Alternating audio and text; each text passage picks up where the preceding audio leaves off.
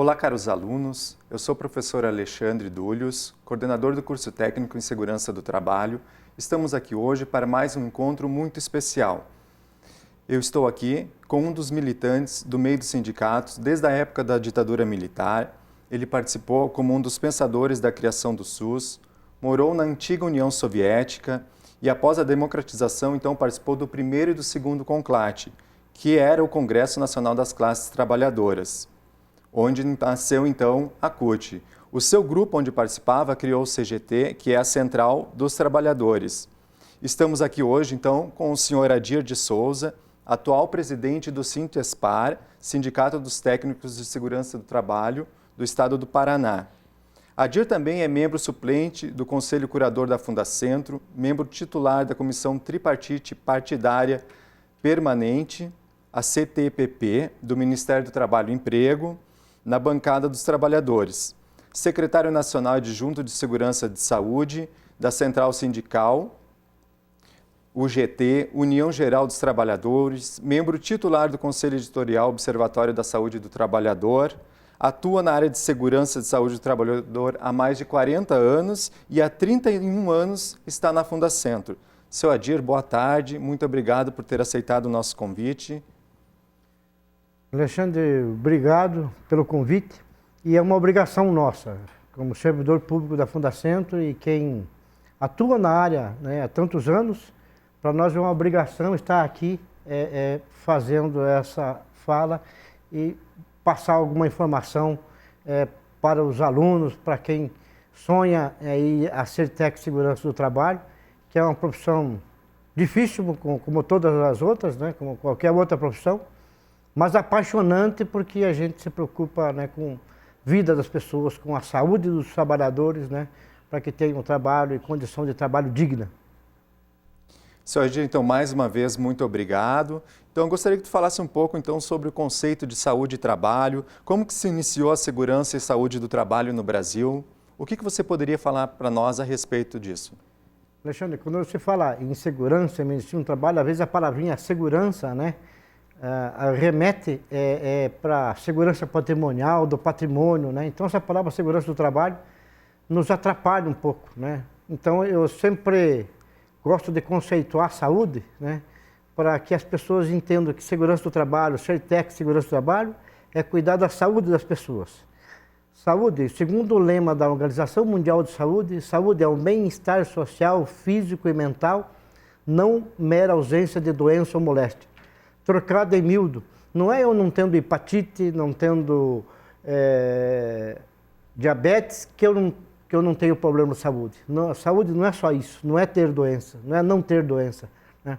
Saúde é condição de moradia, é condição de transporte, é água tratada, é creche para os meus filhos, é saneamento básico, é luz, é creche para os meus filhos, e tudo isso é um todo, né? Até o salário. Né? Até o salário, quando a pessoa tem um salário melhor, a pessoa se cuida melhor, valoriza mais a vida e também, e às vezes as pessoas falam, numa palestra, às vezes eu estava falando sobre isso e me aprofundei falando sobre isso, as pessoas, você não vai falar de segurança porque aqui fala de normas técnicas, de ABNT, de norma regulamentadora, de ISO, e não é só isso. Uma pessoa que mora longe do trabalho, que levanta às 5h30 da manhã, que mora mal, que vive mal, que tem transporte ruim, que não tem posto de saúde, que não tem creche para deixar seus filhos, como que essa pessoa vai trabalhar? Claro que é um grande candidato a se acidentar no trabalho, é uma pessoa que não vai ouvir a educação, né, pela prevenção, para usar equipamentos, né? Então, segurança e saúde é um todo, né? Eu, acima de tudo, técnico de segurança do trabalho é educador. E a segurança do trabalho no Brasil é muito pouco tempo ainda que começou. E, senhor Adir, quando então se começou a ter técnicos em segurança no trabalho no Brasil? Foi na década de 70. Né?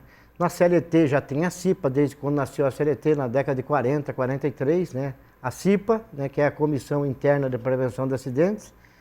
Mas em 1972, todo ano a OIT, que é a Organização Internacional do Trabalho, que nasceu em 1919, e que todos os países signatários da ONU, né, participam da OIT todo mês de junho, todo ano, se reúne lá empresários, trabalhadores e governo de cada país, de mais de 180 países, para discutir o mundo do trabalho.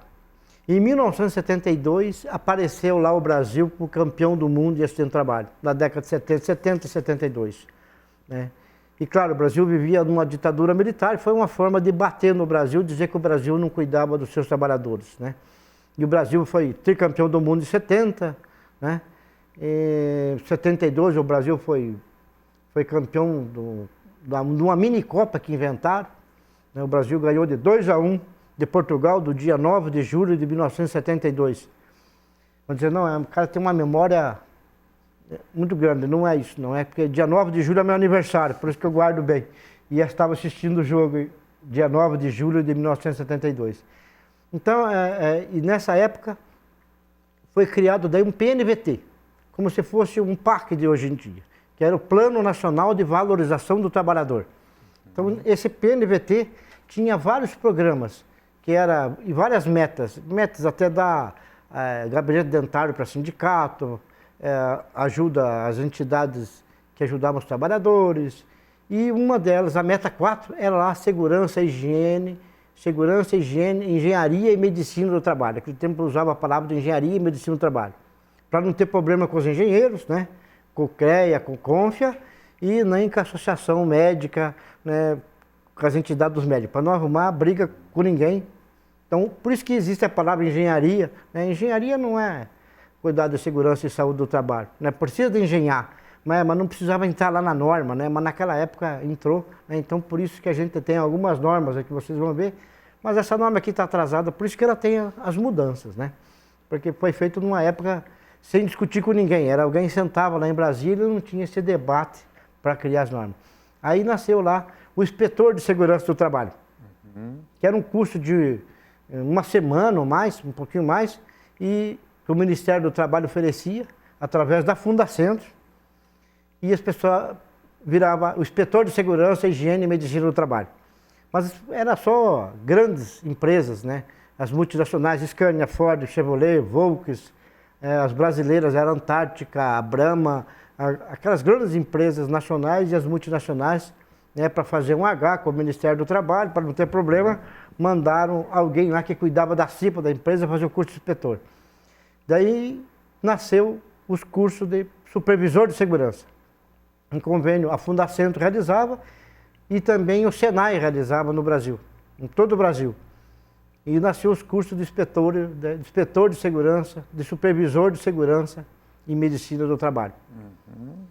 E foi assim até 85. Em 1900, na década de 80, a gente fez um projeto de lei, levamos a Brasília, e esse projeto de lei daí para regulamentar a profissão. E assim foi aprovada no Congresso Nacional, que nasceu a Lei 7.410, que regulamentou a profissão.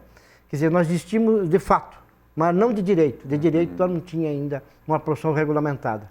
Então, em 85, a gente conseguiu essa Lei 7.410, no dia 27 de novembro de 1985, regulamentar a profissão lá em Brasília. E foi uma luta enorme. Não vou falar nomes, senão vou esquecer de nomes de pessoas, né?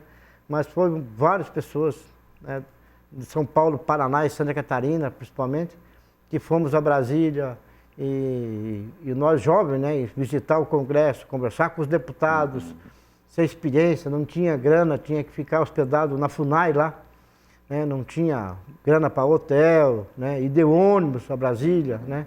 Quem nos ajudou foi uma das pessoas que ajudou, que merece fazer referência, chama-se José Roberto Sevieri, que foi quem fundou a revista CIPA, quem fez as primeiras feiras, né. Ele conversava com algum fabricante de EPI lá em São Paulo e conseguia as passagens, nós íamos de ônibus, que é 24 horas de ônibus aqui a Brasília. Então, foi uma luta enorme, e nada cai a prova que nada cai do céu. E após regulamentar a profissão, toda profissão que você regulamenta essa profissão, ela tem que existir num sistema formal. Esse curso de supervisor de segurança do trabalho, como era uma forma emergencial, feita pela Fundacentro em convênio com o Senai e outras poucas instituições no Brasil, era uma forma emergencial, era 264 horas. Foi o curso que eu fiz. em 1975, de 264 horas. Né? Então, muito incipiente, né, naquela época. E depois, quando regulamentou a profissão, nós fizemos um projeto, né, para que regulamentasse junto ao MEC, ao Ministério da Educação.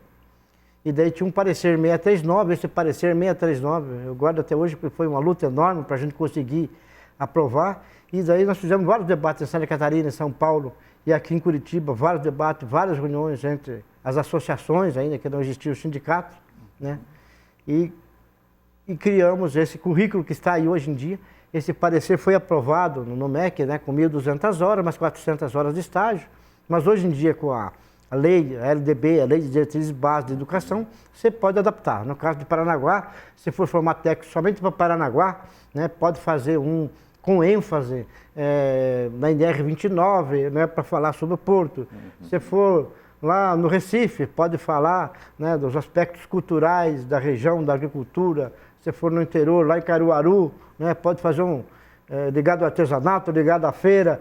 Né, pode adaptar no Brasil. Né, se for no norte do Paraná, técnico de segurança para trabalhar na área rural, pode especializar as pessoas, né, como agrotóxicos. Né? Hoje em dia a liberdade que você tem é muito maior na área da educação. Então a importância que você tem, às vezes as pessoas perguntam para mim, o que o sindicato faz? O que o sindicato fez? Né? Então essa organização, com todas as nossas deficiências, dificuldades que tem o sindicato, os técnicos a nível nacional, no Brasil inteiro, com certeza absoluta, se não fosse esse nosso trabalho, a nossa profissão não seria regulamentada até hoje. Né? Então, quando a pessoa bate no peito e diz eu sou técnico de segurança do trabalho, né, então deve muito a esses abnegados nessa época, que fomos lá correr no Paraná. Eu tive ajuda aqui do deputado Santinho Furtado, que era deputado na época, que faleceu semana passada, inclusive. Ele é lá de Santo Antônio da Platina, e faleceu semana passada. Do deputado chamado Valmor Javarina, que faleceu, que era lá de Arapongas, de Apucarana, ali daquela região. Um cara sensacional, que nos ajudou muito. Amadeu Giara, aqui do Paraná, que está vivo. Né? Cunha Bueno, um senador do Rio de Janeiro, que me fugiu o nome agora, que é um lapso da idade, né? Que nos ajudou muito também. Né? O Márcio, um técnico de segurança, Márcio Santiago, do Rio de Janeiro, que nos ajudou lá com o senador, que eu não lembro o nome, mas ele vai ajudar e depois a gente corrige isso.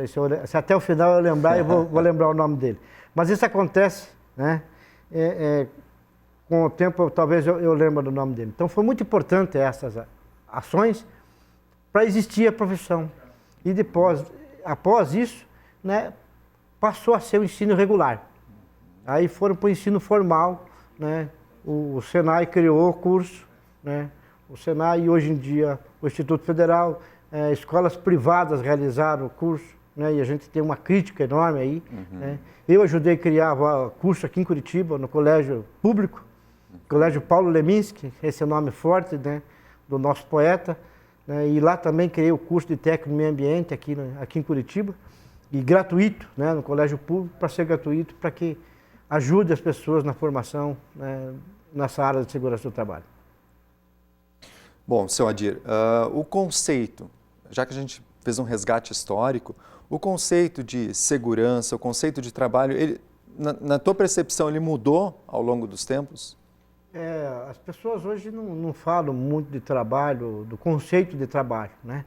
E conceito de trabalho, que eu falo sempre isso nas minhas palestras, conceitua saúde e conceitua o trabalho. Hoje em dia o trabalhador é chamado de colaborador nas empresas, isso me dói no ouvido, né? Porque não é isso. Né? A palavra trabalho vem de tripaliare, né? Do latim, que eram 3 pedaços de madeira, onde a pessoa era crucificada, era castigada. Então, nosso inconsciente coletivo, a palavra trabalho vem de castigo. Né? Então, e trabalho não é isso. Trabalho é a venda da nossa capacidade física, intelectual, do nosso conhecimento, né? Do nosso conhecimento empírico. A pessoa que conhece profundamente uma atividade, mas nem estudou, mas ele conhece profundamente aquele trabalho, né? Que é mais ou menos isso que acontece no Brasil. Né? Na construção civil, por exemplo, dificilmente você vai achar um pedreiro, um carpinteiro, um armador que fez um curso. Ele aprendeu a sua profissão vendo outra pessoa fazer, né, vendo um tio fazer, vendo um amigo fazer, e assim ele virou um profissional, né? Então, isso aí chama-se conhecimento empírico, aquele aprendeu fazendo aquele trabalho. Então, isso é trabalho. E trabalho é a nossa venda. Nós não somos colaborador coisa nenhuma, né? Colaborador é quando não deve obediência, o colaborador não recebe salário, né? É uma crítica, mas é importante que as pessoas continuem chamando de colaborador lá, né?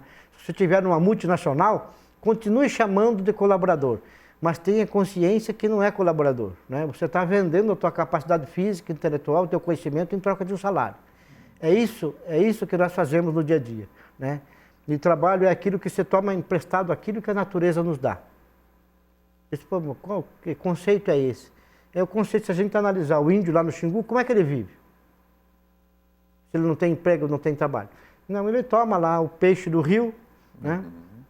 Toma emprestado a fruta, né? E assim ele vive, né? Quando passou a existir a modernidade, que a pessoa passou a vender, a comerciar as coisas, né? A fazer o comércio, a vender e apareceu o lucro, né? Essa aí é a sociedade moderna.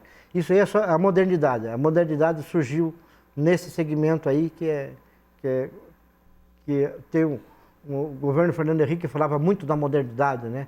Como se fosse ele que inventasse a modernidade.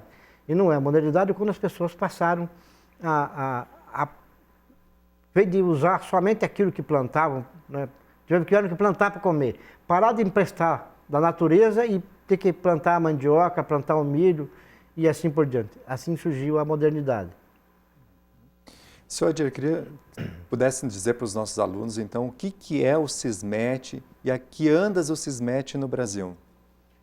Isso é importante. Vocês vão ver lá na NR4, que são as normas regulamentadoras de segurança e saúde no trabalho, cada uma vai falar de um tema, né? A NR4 fala do SESMIT, nós usamos essa linguagem, os mais antigos usam SESMIT, que é o Serviço Especializado em Segurança e Medicina no Trabalho. Então, toda empresa, de acordo com o seu grau de risco, ela vai ter um número X de técnico de segurança que ela é obrigada a contratar. É importante ressaltar que nós somos a única profissão no Brasil inteiro que a empresa é obrigada a contratar. Por isso que enganam muita gente aí, os cursos de tecnólogo, né, dizendo que vai ser obrigado, que vai entrar no SESMIT. Não. No SESMIT só tem o médico, o engenheiro, o técnico de segurança e o técnico de enfermagem. São os 4 atividades do SESMIT. Eu tenho obrigação de ser corporativista. Eu digo que a única profissão do SESMIT é o técnico de segurança. Porque o engenheiro é especialização, o médico é especialização e o enfermeiro, né, é especialização também. Então, a única profissão de verdade que está na Lei 7.410 é do técnico de segurança do trabalho. Então, mas é real, né? Então, é importante as pessoas terem esse conhecimento, né? Então, só que ainda não é o desejável, né? Parece importante, mas dos milhões de empresas em todo o Brasil, de acordo com o grau de risco e o número de funcionários, risco 4, a partir de 51 trabalhadores, ela é obrigado a ter um técnico de segurança. Risco 3, que é a indústria em geral. A partir de 101 trabalhadores, ela tem que ter um técnico de segurança 252 e assim por diante, né? Vai aumentando. Então, isso é importante. Uma pesquisa que nós fizemos junto lá com o Ministério do Trabalho, sem nenhuma instituição, pesquisa, ação pessoal lá, junto ao CAGED, há anos atrás, não chega a 1% das empresas do Brasil. Claro que isso aí tem mais de 200 mil técnicos de segurança atuando no Brasil hoje, mas não chega a 1%. Quer dizer, tem um espaço enorme ainda para construir, para colocar o técnico de segurança em atividade. Porque a maioria das empresas é aquela com 20, 30, 40, 50 funcionários. É onde está a maioria dos empregos, é onde está a maioria das empresas do Brasil, é pequena e média empresa, que de acordo com a norma, não tem obrigação de ter o técnico de segurança do trabalho. Nós estamos falando bastante em norma, né? Só podia falar para nós como é que funciona a criação da norma, a elaboração das normas regulamentadoras ou a alteração dessas? É importante você falar. As normas, né, que nasceram em 78, essas NRs aí nasceram todas em 78. Né? As normas regulamentadoras e às vezes as pessoas criticam com razão, só que foi muito tempo atrás e na época lá da ditadura militar e sem um debate. Então, como é que muda uma norma hoje? Como é que cria uma norma? Então, existe a CTPP, que parece nome de remédios aí, né? Comissão Tripartite Paritária Permanente. Paritária porque ela tem que ser igual. É a bancada dos empregadores, né? E lá está a Confederação Nacional da Agricultura, Confederação Nacional do Comércio, Confederação Nacional das Empresas de Transportes Terrestres e CNI, a Confederação Nacional da Indústria, e representantes lá dessas organizações empresariais que são, né, o macro do Brasil. Está também a bancada dos trabalhadores, é representada pelas centrais sindicais.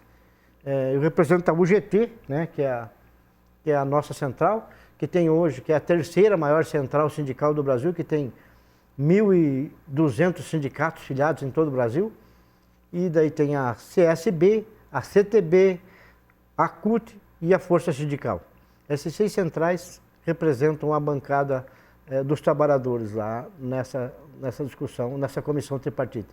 Então, qualquer uma das bancadas pode apresentar uma proposta de norma, uma pré-proposta, ser de consenso, né? E o governo é representado pela Fundacentro e pelo Ministério do Trabalho. É por isso que se chama tripartite, comissão tripartite. Então, se de consenso achar que deve elaborar ou mexer na norma X, se de consenso a comissão resolver, então é criada uma proposta e o ministro daí publica, né, o ministro do Trabalho, publica essa norma para discussão e debate. É dado um prazo aí de 60 ou 90 dias para que sindicatos, técnicos, empresários, um profissional especializado aí no assunto X, né, na área X, todo mundo pode dar opinião e fazer sugestão. Daí é criada uma comissão de sistematização que vai juntar todas essas normas, daí é criado um grupo de trabalho que vai elaborar a norma e a norma, após esse grupo de trabalho elaborar a norma, leva para a CTPP de volta, se aprovada, daí é publicada no Diário Oficial, né, e ela passa a valer. Às vezes é só alteração de uma norma, de um item. Nós temos debate esse ano lá da criação de uma norma que seria, se ela sair, né, ela seria a 37, que é a comissão que é sobre os trabalhadores, criar uma norma para os trabalhadores da limpeza urbana. Esse da rua aí, esse da Conlurb no Rio de Janeiro, né, que você vê na rua, eu falo da Conlurb porque todo mundo vê no carnaval os trabalhadores da limpeza urbana, né, o gari, né, o varredor de rua, né, que é um trabalhador que não tem nome, né, e tem muitos acidentes, né. Só para vocês terem uma ideia, eu estive no Rio em março, a gente tem feito um trabalho junto com a Federação Nacional dos Trabalhadores do Aceio e Conservação e também da Federação aqui do Paraná, o CIEMACO, que é o Sindicato dos Trabalhadores do Aceio e Conservação do Paraná e de São Paulo, né, que é um enorme sindicato. Só para vocês terem uma ideia, no Rio de Janeiro, todo ano, todo mês, morre um trabalhador do Aceio e Conservação, da limpeza, a limpeza urbana, que é esse que trabalha na rua. Aceio e Conservação é aquele que trabalha dentro das empresas. Para fora da porta é limpeza urbana, né, que varre a rua e que está aí no dia, no sol, na chuva, né. Nós curitibanos aqui nos orgulhamos da limpeza da nossa cidade, mas ninguém lembra desse trabalhador que cuida para que a nossa cidade fique limpa. Então é importante que tenha uma norma, né, que eles têm muito problema de coluna. Não existe um peso, não existe uma vassoura adequada, não existe um pegador adequado, só citando como exemplo, né, e geralmente esse trabalhador, a partir de 3, 4, 5 anos, vai ter problema de coluna, dores nas costas primeiro, né, ele começa a tomar analgésico e vai ter problema de saúde. Então, segurança e saúde do trabalho não é só usar o EPI, né, que nós chamamos, os antigos técnicos de segurança, chamamos essa EPIzação, né? Vai fazer uma propaganda, uma coisa, um folder de uma semana de prevenção do acidente, coloca o capacete, o óculos, tudo tem que ser óculos, né? Como se o EPI fosse a salvação. É importante usar o EPI, é bom ressaltar isso. Ele é importante, deve ser usado, mas não é o EPI que vai salvar vidas de pessoas totalmente, não. O EPI é para evitar, se o acidente acontecer, que aconteça uma lesão menor. Sr. Adir, nós estamos aí com muitos alunos novos em todo o nosso curso e eles estão bastante curiosos para saber Quais são as atribuições, as atividades e aonde é que podem trabalhar, então, os técnicos em segurança no trabalho? Os técnicos de segurança vão ocupar um espaço em toda a indústria, né?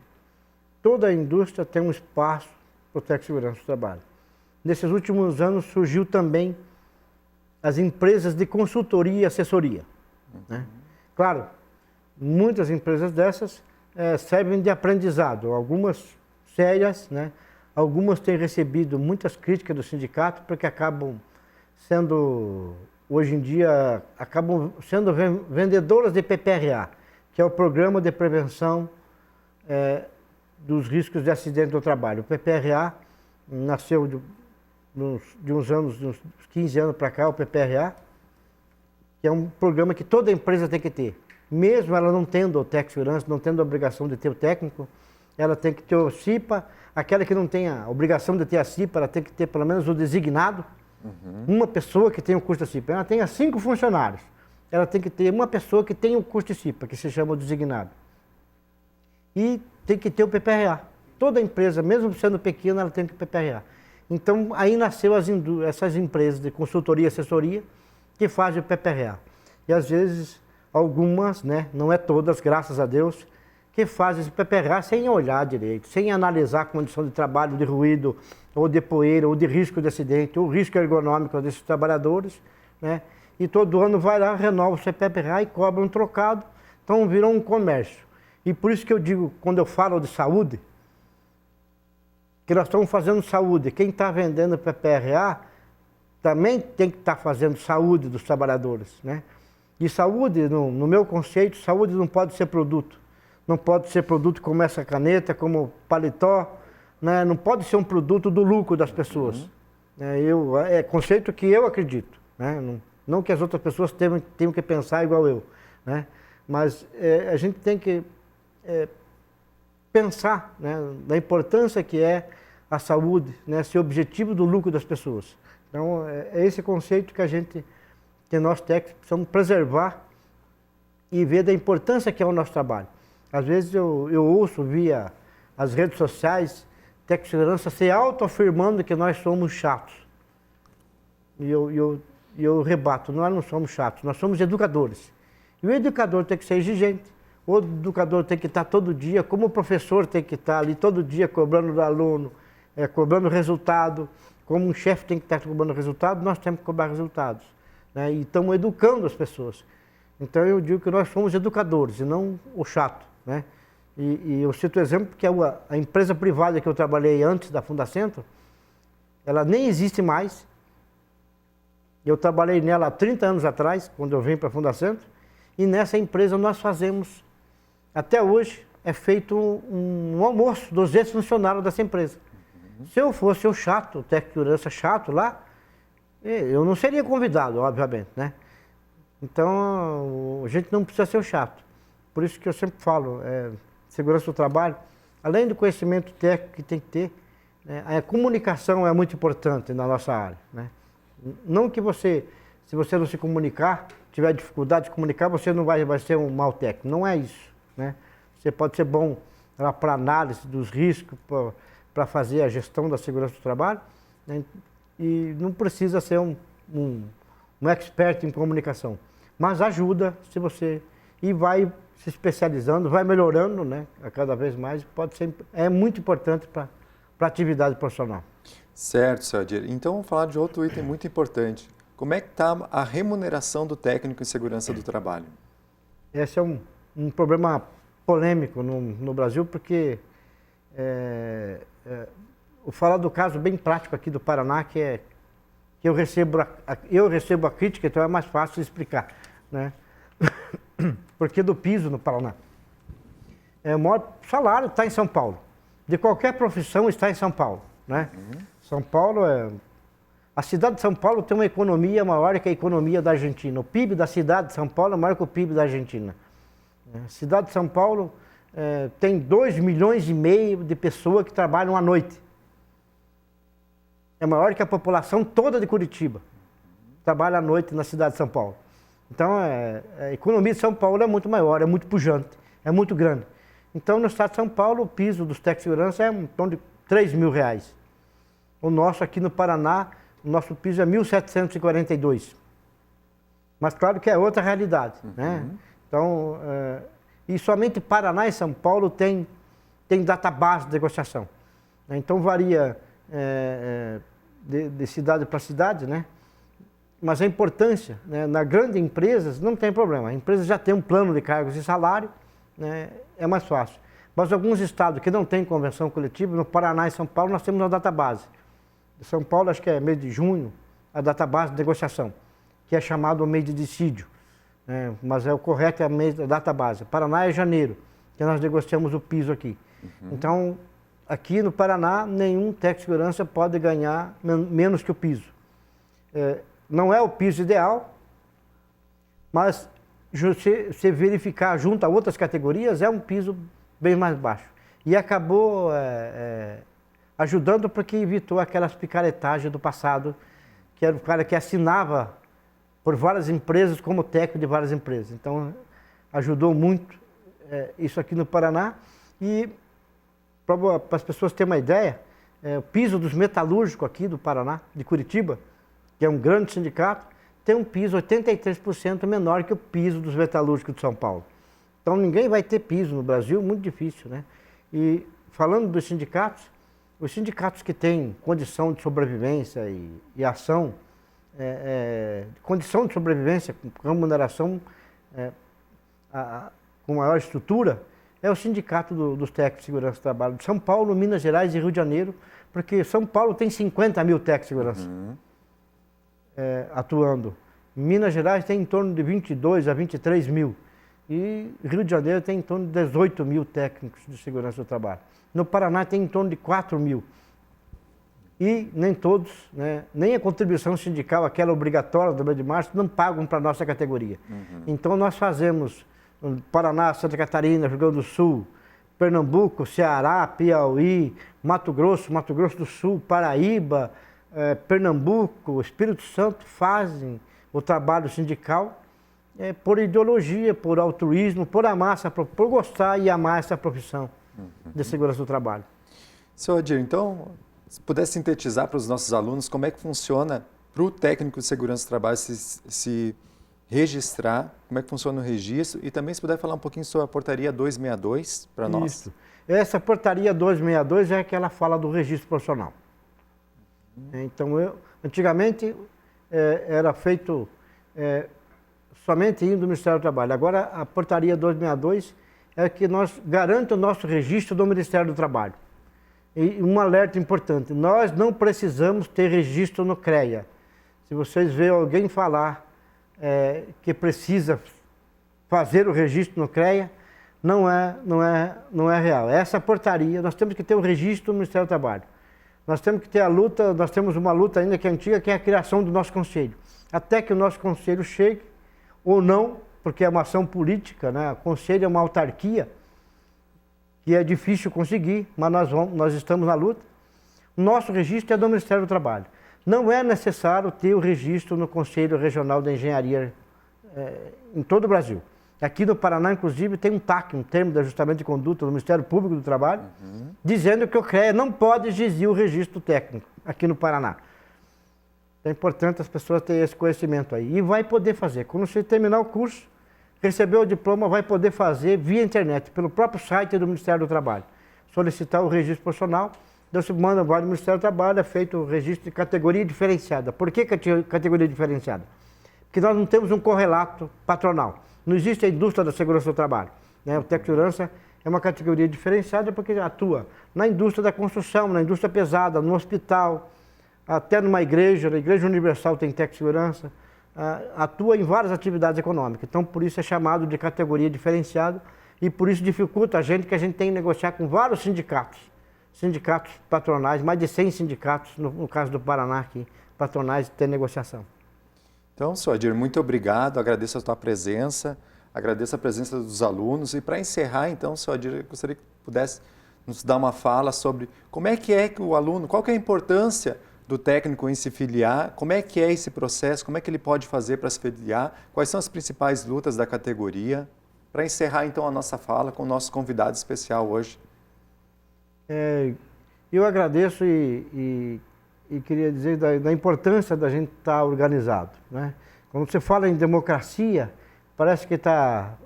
Quando falava na época da ditadura da importância, parece que viesse a democracia resolver tudo. Democracia diz o seguinte, nós temos que tem que estar organizado numa democracia. Sem estar organizado, a gente não busca nada, sozinho não se consegue nada. Aqui gravando é meio difícil, mas nas palestras aí eu falo que sozinho nem corno a gente consegue ser. Tem que ter alguém, nem que seja do mesmo gênero, né? Então, sozinho a gente não consegue nada. Então, a importância de estar, mesmo com a crítica, e o pessoal, o brasileiro tem tem uma aversão ao sindicato, né? Porque não é educado para sindicato. O único curso que fala de sindicato é no curso de Direito, e assim, en passant ainda, né? Muito pouquinho.